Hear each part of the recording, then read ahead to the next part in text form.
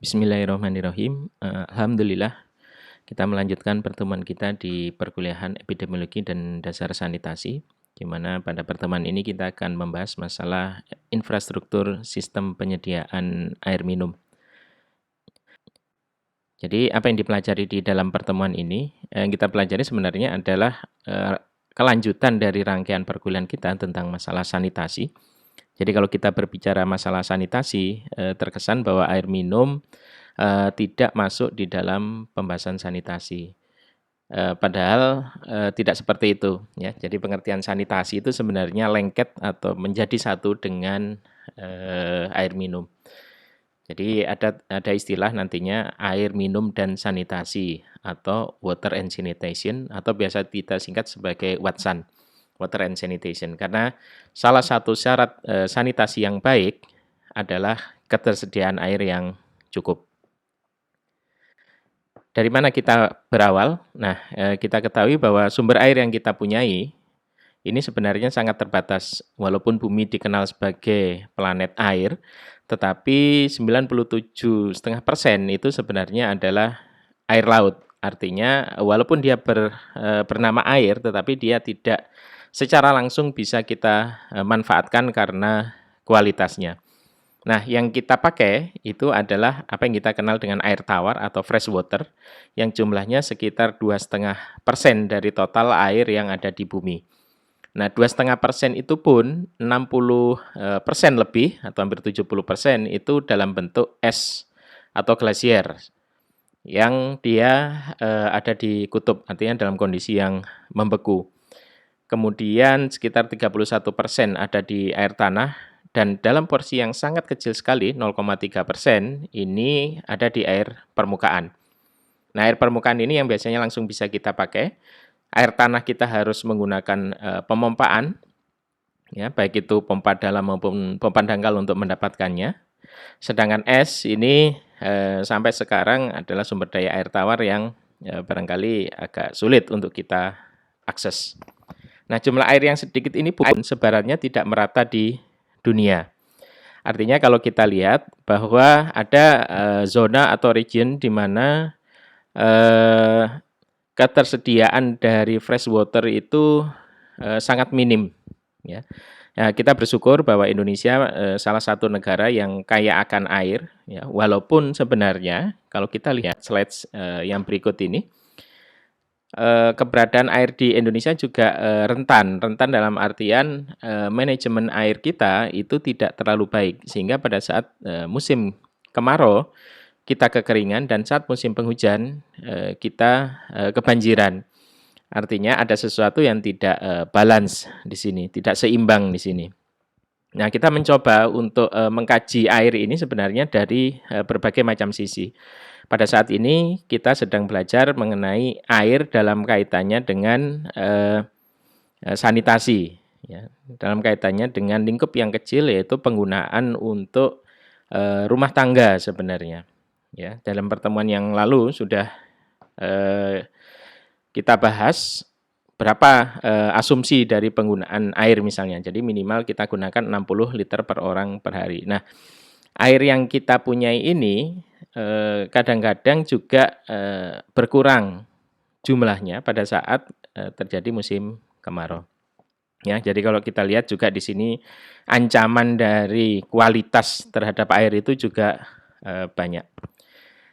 Nah, pada slide yang lalu saya jelaskan bahwa pada saat kita membahas masalah air ini sebenarnya tidak hanya terbatas pada satu lingkup kecil yaitu masalah air terkait dengan sanitasi.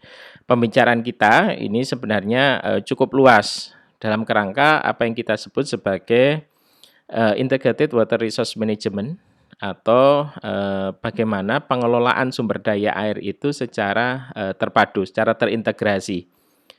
Jadi pada hakikatnya penggunaan sumber daya air satu dengan yang lain itu saling tergantung. Kemudian pengelolaan terpadu berarti semua penggunaan sumber daya air dipertimbangkan bersama. Setiap penggunaan harus memperhatikan dampak terhadap penggunaan lainnya dan mempertimbangkan aspek sosial dan ekonomi termasuk sasaran pengelolaan berkelanjutan. Sasarannya tentunya adalah pengelolaan dan pengembangan sumber daya air yang berkelanjutan. Nah, kondisi ini sebenarnya dapat diilustrasikan dengan sederhana misalnya begini. Misalnya kita punya satu waduk, ya, misalnya satu waduk kita punya kapasitas airnya sekitar 1 juta meter kubik air. Pada saat air itu cukup atau berlebih, ya, air ini tidak ada masalah apabila kita alokasikan sebagai sumber energi, misalnya pembangkit listrik tenaga air, kita alokasikan untuk pertanian misalnya, ya. Kemudian kita alokasikan juga untuk air minum dan mungkin juga untuk air industri. Ya, pada saat air ini cukup, jumlahnya berlebih, ini tidak ada menjadi masalah. Sekarang yang perlu kita pikirkan ini begini, jumlah air kita itu cukup terbatas. Misalnya katakanlah tadi cuma 1 juta meter kubik misalnya, kapasitas dari bendungan. Sementara untuk energi listrik, ini membutuhkan sekitar 600.000 meter kubik untuk pembangkitan listrik. Ya, sementara pertanian itu membutuhkan katakanlah 400 meter kubik misalnya. Sementara untuk 400.000 meter kubik ya, mohon maaf. Sementara untuk kebutuhan dari air minum itu kita membutuhkan sekitar katakanlah 200.000 meter kubik. Ya, sementara untuk industri katakanlah membutuhkan sekitar sama tadi 200.000 meter kubik. Nah, kalau kita lihat di sini, kita sebenarnya kekurangan air atau defisit sebanyak 400.000 meter kubik. Nah, di dalam pengelolaan sumber daya air, kita harus memutuskan mana yang kemudian menjadi prioritas, bagaimana cara mengatur agar tadi kebutuhan baik untuk kebutuhan energi, kebutuhan untuk pertanian, kebutuhan untuk juga air minum dan sanitasi untuk konsumsi, kemudian juga untuk industri, ini bisa terpenuhi semuanya. Nah, tentunya mengorbankan salah satu, ya, dengan meninggikan yang lain, ini juga mempunyai akibat-akibat yang cukup besar. Misalnya kalau kita mengutamakan tadi pertanian dan air minum untuk konsumsi, maka industri dan listrik ini barangkali airnya tidak optimal. Akibatnya apa yang terjadi? Pembangkitan listrik berkurang, terjadi pemadaman bergilir misalnya saja. Yang ini tentunya akan mengganggu dari kehidupan ekonomi. Ya, oleh karena itu sebenarnya pada saat kita berbicara masalah air ini, sumber daya air ini, maka kita harus berbicara secara holistik atau menyeluruh. Nah, tentunya di perkuliahan yang lain, perkuliahan sumber daya air, barangkali hal ini sudah atau akan dijelaskan nantinya masalah alokasi dari penggunaan air ini. Perhitungan balance atau kesetimbangan dari sumber-sumber air dan penggunaan air nantinya untuk berbagai macam keperluan. Kita tetap akan berfokus pada penggunaan air untuk sanitasi. Ini barangkali juga sudah pernah dijelaskan. Yang penting adalah satu, kita punya target di 2030 di Sustainable Development Goals, yaitu 100% akses air minum aman. Ini yang perlu kita garis bawahi, 100% akses air minum aman. Pembahasan nanti pada bagian pertama ini kita akan berkutat pada istilah aman ini. Kenapa? Karena sebenarnya kalau kita lihat ya nanti ada tingkatan atau istilahnya itu ladder. Ya, ladder itu semacam tangga gitu. Dari akses layak, kemudian akses layak ditambah dengan aksesibilitas, kemudian ada akses layak plus ketersediaan, kemudian nanti ada akses aman. Jadi akses aman ini sebenarnya adalah akses yang paling tinggi. Oke, coba kita lihat bahwa di dalam target Sustainable Development Goal, target nomor 6, goal nomor 6, bahwa pada tahun 2030 mencapai akses universal dan merata terhadap air minum yang aman, ya, kita tekankan lagi yang aman ini, dan terjangkau bagi semua. Yang indikatornya adalah yang pertama persentase rumah tangga yang menggunakan sumber air minum layak, dan yang kedua persentase rumah tangga yang menggunakan sumber air minum yang aman. Nah, bagaimana kita menjabarkan dari berbagai macam komponen sebenarnya untuk menuju air minum yang aman ini? Kita akan coba jabarkan ladder atau tingkatan di dalam penyediaan air minum ini. Ya, tadi disebutkan bahwa titik tekannya ada pada kata-kata yang aman. Ya, untuk menuju aman itu sebenarnya ada beberapa tingkatan yang harus kita gunakan atau kita pakai. Di slide ke-7 tadi terlihat ada 4 tangga untuk mencapai akses aman ya. Sementara kalau kita lihat di sini di slide ke berapa? Ke-9 ini ya, dapat dilihat bahwa ada mungkin ada 5 tingkatan.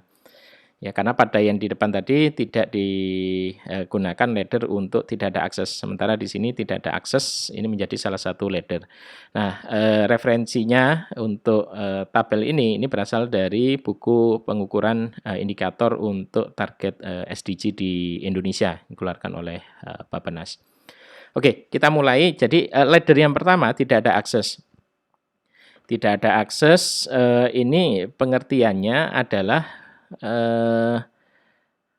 bahwa bukan berarti orang itu tidak menggunakan air ya. Nah, ini nanti yang juga barangkali akan menimbulkan salah persepsi. SDG itu kan sebenarnya juga mau nggak mau sudah pasti tercapai karena target air minum semua orang pasti minum. Begitu orang nggak minum sudah pasti mati kan gitu. Dan tidak ada orang mati yang menggunakan air, hanya orang hidup yang menggunakan air misalnya. Sehingga sudah pasti SDG itu masuk. Nah, sebenarnya dimaksud di SDG itu bukan seperti itu, bukan asal minum sebenarnya. Tetapi penggunaan air yang kemudian dia menjadi layak. Layak ini pun sebenarnya tadi juga bukan tujuan akhir, karena tujuan akhirnya adalah orang yang dapat mengakses air secara aman. Nah, kembali lagi pada ladder pertama, yaitu tidak ada akses. Dalam bahasa Inggris atau internasional disebut sebagai surface water, yang kita sering terjemahkan sebagai air permukaan. Ya, tapi kalau di dalam istilah Indonesia sendiri diterjemahkan sebagai tidak ada akses atau sumber air berasal dari air permukaan. Nah, pengertiannya seperti apa? Surface water atau tidak ada akses adalah jika rumah tangga menggunakan sumber air secara langsung tanpa pengolahan yang berasal dari air permukaan. Seperti sungai, danau, waduk, kolam, atau irigasi. Artinya, kalau ada masyarakat yang langsung mengambil air dari sungai, danau, ya, kemudian langsung dibawa ke rumah, misalnya dengan jerigen atau dengan menggunakan timba misalnya saja, kemudian langsung digunakan untuk konsumsi, ya, artinya di situ sebenarnya hitungannya belum ada akses walaupun dia menggunakan air untuk konsumsinya. Yang kedua, akses tidak layak. Jadi kalau di dalam bahasa Inggris disebut sebagai unimproved access, kalau dalam bahasa Indonesia adalah akses tidak layak atau sumber air minum yang tidak layak. Jadi di sini akses terhadap sumber air minum tidak layak, ada 2 pendekatan. Satu, penggunaan sumber air yang tidak terlindungi, baik itu sumur, mata air, ya, ataupun sumber-sumber yang lain. Yang kedua adalah sama sebenarnya, tetapi dia jaraknya kurang dari 10 meter dari pembuangan kotoran atau penampungan limbah atau pembuangan sampah. Ya, jadi kalau saya bacakan, akses terhadap sumber air minum tidak layak adalah jika rumah tangga menggunakan sumber air minum yang berasal dari sumur tidak terlindungi, mata air tidak terlindungi, atau dari mata air terlindung, sumur bor atau sumur pompa yang jaraknya kurang dari 10 meter dari pembuangan kotoran. Nah, penting untuk dikaji kenapa jaraknya kemudian 10 meter. Karena jarak 10 meter ini sebenarnya adalah waktu tempuh dari air ya pada tanah berpasir, ya. Pada tanah berpasir yang kurang lebih waktunya sekitar 3 hari. Ya. Kenapa kemudian jadi 3 hari? Karena 3 hari itu sebenarnya adalah waktu bakteri patogen itu mati. Sehingga kalau jaraknya 10 meter pada tanah berpasir, ini yang perlu ditekankan, pada tanah berpasir, ya, maka waktu ini ditempuh selama 3 hari oleh si bakteri itu dari sumber sumber bakteri tadi atau sumber mikroorganisme untuk mencapai sumur. Nah, 3 hari ini karena dia dianggap bakteri sudah mati, ya dianggap kemudian sudah aman. Nah, beberapa kondisi memang perlu kita perhatikan, misalnya jenis tanahnya bukan tanah pasir, maka jarak kemungkinan bisa kurang dari 10 meter.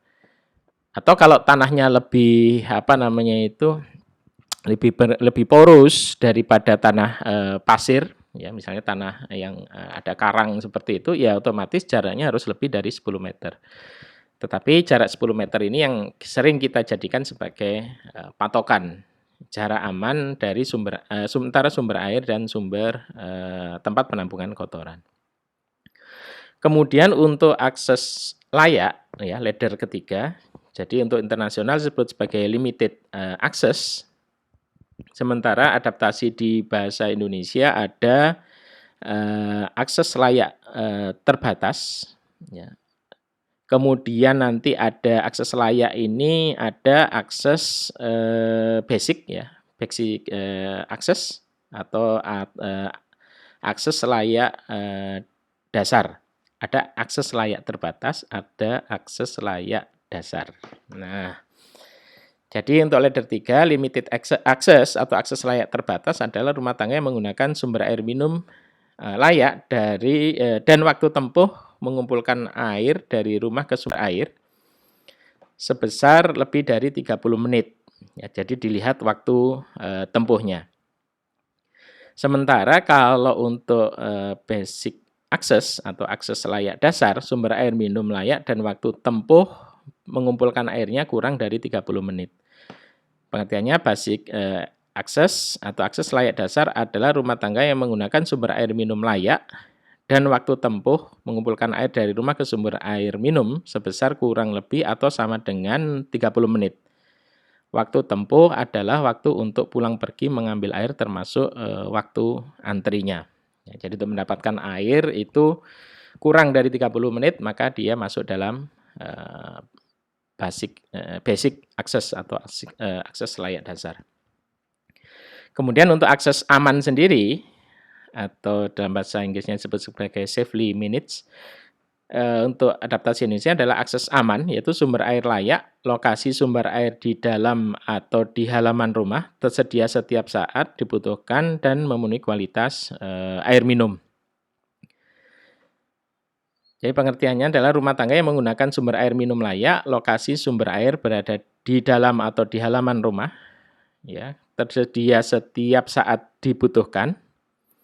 Kemudian kualitas air minum yang dipergunakan memenuhi syarat kualitas air minum. Nah, kalau di kita, di Indonesia, sementara ini masih menggunakan Permenkes 492 tahun 2010 tentang standar kualitas air.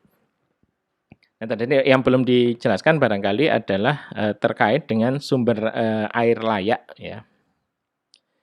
Jadi sumber air yang layak itu seperti apa ya? Sumber air layak adalah sumber yang terlindungi tadi. Ya, pengertiannya yang sumber air, jadi sumur, kemudian mata air yang terlindungi atau menggunakan air dengan perpipaan. Ya. Yang selanjutnya bahwa dia jaraknya lebih dari 10 meter dari pembuangan kotoran. Ya, ini disebut sebagai sumber air yang layak. Oke, jadi ini penjelasan lebih lanjut mengenai sumber air minum yang layak. Rumah tangga menggunakan sumber air minum layak, perpipaan ke dalam rumah atau ke halaman, keran umum, sumur bor, pompa, mata air terlindungi, air kemasan, air dijual eceran atau keliling, dan air hujan. Sementara proksi nasional, rumah tangga menggunakan sumber air minum yang layak. Ya, ini dapat dilihat untuk konsep, definisi, metode perhitungan sumber air minum layak pada indikator indikator SDG ya 6.1.1. Kemudian lokasi sumber air minum layak, saya paksa untuk proksi nasional saja. Lokasi sumber air minum berada di dalam atau halaman rumah. Ya. On premise selain air minum kemasan bermerek dan air isi ulang. Kemudian ketersediaan, tersedia selama setahun terakhir, tidak mengalami kesulitan pasokan air selama 24 jam. Kemudian cara kualitas air minum bebas dari kontaminasi fisik. Ya, kemudian juga parameter biologis serta kimiawi. Nah, kira-kira seperti ini kalau digambarkan bahwa aspek penyediaan air minum yang aman itu memenuhi syarat-syarat kualitas, kuantitas, kontinuitas, dan juga tadi masalah keterjangkauan. Kualitas menyangkut apa yang ada di dalam air itu, ya, yang menjadi patokan adalah Permenkes 492. Kemudian masalah kuantitas, kuantitas ini yang kemudian tidak disebutkan secara spesifik oleh WHO maupun JMP. Sehingga masalah kuantitas ini dikembalikan pada nasional sebenarnya, pada tingkat masing-masing negara untuk berapa yang dipenuhi atau bisa dicapai. Misalnya kalau di kita biasanya digunakan antara misalnya angka 100 sampai 200 liter per orang per hari misalnya. Yang jelas dia harus cukup untuk aktivitas domestik. Kemudian masalah kontinuitas, dia tersedia 24 jam sepanjang tahun. Sementara masalah keterjangkauan tadi sudah disebutkan masalah waktu untuk mengambil air. Ya, dia tersedia di halaman, otomatis waktu paling tidak di halaman sehingga waktu aksesnya pendek, ya. Jadi konsep waktu dan jarak itu dekat. Nah, yang tidak disebutkan tadi masalah keterjangkauan dari harga. Ya, jadi harga di sini ada yang menyebutkan bahwa tidak lebih dari 10% dari income untuk keluarga untuk mendapatkan air yang aman ini. Nah, jadi 4 syarat ini yang harus terpenuhi pada saat kita berbicara air minum yang aman. Nah, apakah boleh kemudian kita memenuhi air dalam tingkatan yang layak saja, tidak sampai ke aman? Nah, kalau kita aturannya SDG, ya semuanya harus aman, tidak boleh ada yang kemudian hanya sekedar layak. Untuk memperjelas dari sumber air minum dan kategorinya, maka dapat kita lihat pada tabel berikut ini. Jadi saya mulai dari bawah. Yang disebut akses air minum tidak layak itu sumber air minumnya berasal dari sumur yang tidak terlindungi, mata air yang tidak terlindungi, dari air permukaan atau lainnya. Ya, danau misalnya tadi disebutkan. Yang kedua, bagaimana kalau kemudian menggunakan air minum isi ulang? Nah, air minum isi ulang ini sebenarnya tidak masuk hitungan, termasuk air galon ya, istilah kita air galon seperti itu. Karena dianggap tidak berkelanjutan. Nah, bagaimana untuk pengkategoriannya? Maka harus dilihat sumber air yang lain, yang selain sumber air minum yang isi ulang atau galon tadi. Dilihat dari jarak terhadap penampungan kotoran atau limbah. Kemudian untuk mata air terlindung, sumur bor atau pompa, ya, sumber air minum ini dianggap terlindungi, namun kelayakannya perlu dicek dengan melihat jarak ke penampungan kotoran atau air limbah. Jadi syaratnya itu sumber air kalau kita tidak menggunakan PAM misalnya, apakah sumber itu terlindungi? Terlindungi itu pengertiannya begini, misalnya sumur itu tidak sekedar galian tanah, tetapi kemudian di sumur itu diberikan penahan misalnya berupa bata ataupun bis beton seperti itu sampai pada kedalaman tertentu. Kemudian di bagian atasnya diberikan bibir sumur, ya, agak dinaikkan seperti itu. Kemudian juga tanah pada sekitar sumur itu diberikan perkerasan atau diberikan drainase yang baik sehingga air yang jatuh di sekitar sumur tidak kembali lagi ke sumur, tetapi dia mengalir pada sistem drainase atau sistem penampungan nanti air limbah. Kemudian untuk yang terlindungi termasuk dalam kategori akses air minum layak adalah penampungan air hujan, terminal air, hidran umum, keran umum, ledeng eceran maupun ledeng meter, ya, atau keran individual atau sambungan rumah lah istilahnya.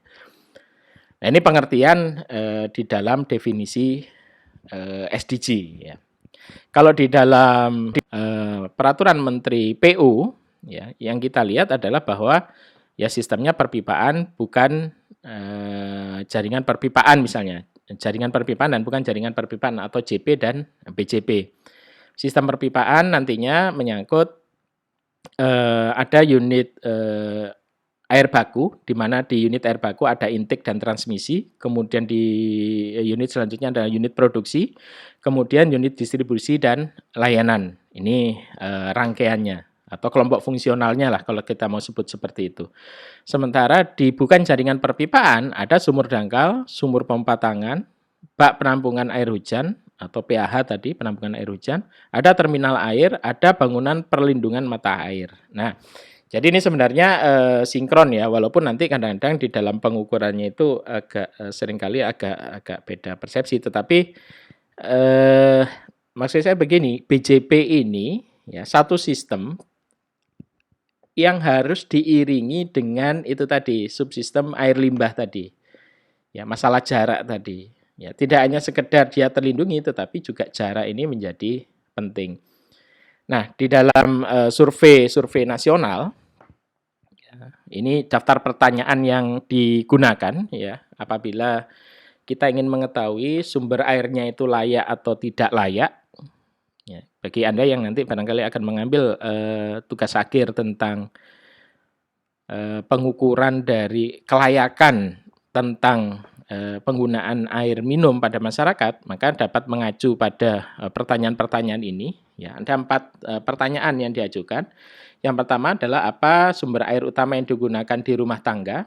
Kemudian di situ untuk masing-masing jawaban itu sudah mengarah pada nomor tertentu, ya dari nomor 1 sampai 11.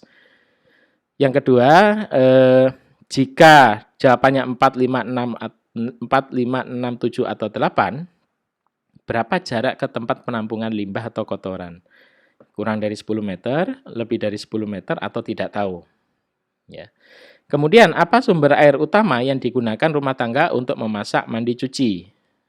Ya, ada nomor 1, 2, dan seterusnya tadi. Kemudian, ada pertanyaan lanjutannya, jika nomor 4, 5, 6, 7, atau 8, berapa jarak ke tempat penampungan limbah kotoran atau tinja terdekat? Nah, memang terkesan pertanyaannya diulang-ulang, tetapi ini bagian sebenarnya dari cross-check terhadap jawaban dari responden.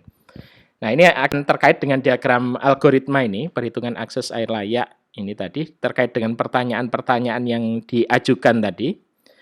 Jadi kalau jawabannya misalnya jarak ke penampungan kotoran kurang dari 10 meter, kemudian tidak tahu nomor 678, maka di sini disebut sebagai tidak ada akses sumber air minum layak. Sementara kalau sumber air minum utamanya yang terlindungi tadi berupa ledeng eceran, kran umum, hidran umum, terminal air dan penampungan air hujan, sementara sumber air minumnya juga terlindungi, ya. Kemudian jaraknya lebih dari 10 meter, maka di sini akses sumber air minumnya disebut sebagai layak. Ya. Pada bagian yang tengah tadi juga kalau jawabannya tidak terlindungi, kemudian jaraknya kurang dari 10 meter, dia menjadi tidak layak.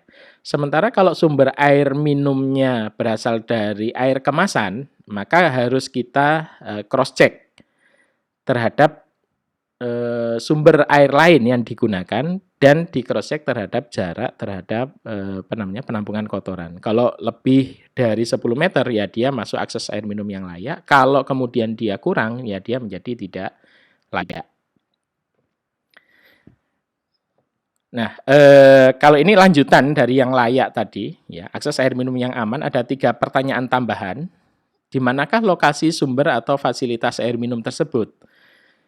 Di rumah atau kawasan dalam pagar rumah atau di luar pagar misalnya. Yang kedua, berapa lama waktu yang dibutuhkan? Ya, jadi itu untuk mendapatkan akses tadi. Bagaimana kondisi fisik air baku untuk minum menurut Anda? Keruh, berwarna, berasa, berbusa atau berbau. Kalau salah satu ini kemudian ada, berarti dia kan sebenarnya tidak masuk dalam syarat fisik. Nah, memang di dalam pertanyaan di Susenas ini tidak menyangkut masalah bakteriologis. Ini sayangnya kenapa ya? Karena memang pengecekannya akan menjadi sulit kalau kemudian sifatnya ditanyakan pada responden. Ya, karena ini menyangkut dari pemeriksaan laboratorium sehingga perlu mungkin kita cross check dengan data pemeriksaan kualitas air sumur pada kawasan itu misalnya yang berasal dari puskesmas atau dinas kesehatan setempat. Nah, ini keterkaitannya untuk perhitungan yang aman tadi, ya, dan ada terkait dengan masalah akses layak, ya, ladder 3 dan 4, ya, apa sumber air minum masak mandi layak, tidak ada akses atau tidak ada atau tidak layak di ladder 2 tadi. Kemudian bagaimana letak sumber di dalam atau di halaman rumah, yang kedua tadi, ya, yang ujungnya bisa akses aman ataupun bukan akses aman. Kalau salah satu syarat saja tidak terpenuhi. Nah, ini kira-kira baseline di Indonesia, ya, terkait dengan capaian air minum layak per provinsi tahun 2016. Jadi seringkali ini yang harus kita perhatikan pada saat ada akses air minum di Indonesia sudah sekian persen, maka pertanyaan lanjutan kita adalah itu akses air minum yang layak atau akses air minum yang aman. Nah, seringkali kalau persentasenya besar ini masih berupa akses air minum yang sifatnya layak, ya, belum tentu aman karena persentase aman ini lebih kecil lagi sebenarnya. Dan ini yang menjadikan PR kita menjadi cukup banyak sebenarnya terkait dengan penyediaan air minum ini.